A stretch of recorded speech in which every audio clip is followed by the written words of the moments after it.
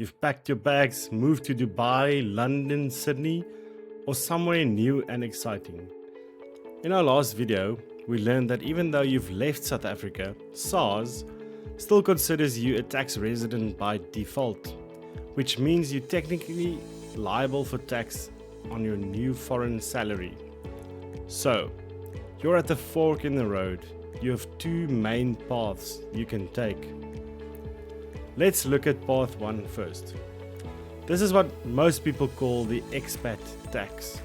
This is where you remain a SA tax resident, but you use a special exemption called Section 10102 of the Income Tax Act. This rule says that the first 1.25 million rand of your foreign employment income is tax-free if you meet two conditions. The exemption rules are: you must be an employee, so therefore no independent contractors. You must be outside of South Africa for more than 183 days in any 12-month period, and at least 60 of those must be continuous, i.e. unbroken. That sounds great, but here is the warning. This is not a total exemption.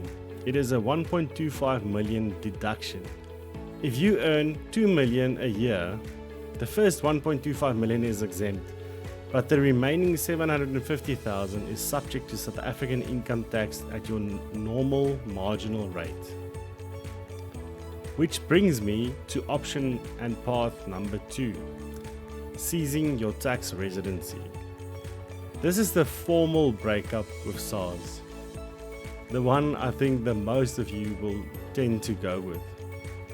You are declaring that South Africa is no longer your true home and you do not intend to return. Once SARS accepts your application, you become a non-resident. From that day forward, you are only taxed in South Africa on the income from a South African source, like rental income from a local property. Your foreign salary is no longer SARS's business, but this clean break comes at a cost. The moment you cease residency, SARS triggers what is called an exit tax. What is exit tax? So SARS treats it as if you sold all your worldwide assets on the day before you ceased your residency.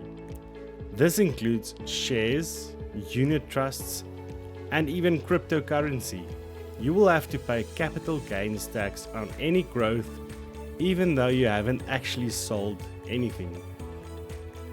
So, path 1, the exemption, means ongoing admin and potential tax liability every year. Path 2, the ceasing of being a tax resident, means a clean break, but a potentially large one-off tax bill.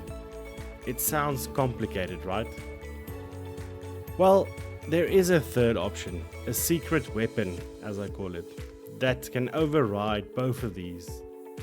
It's called a double taxation agreement, and it is the subject of our final video in part 3. See you there.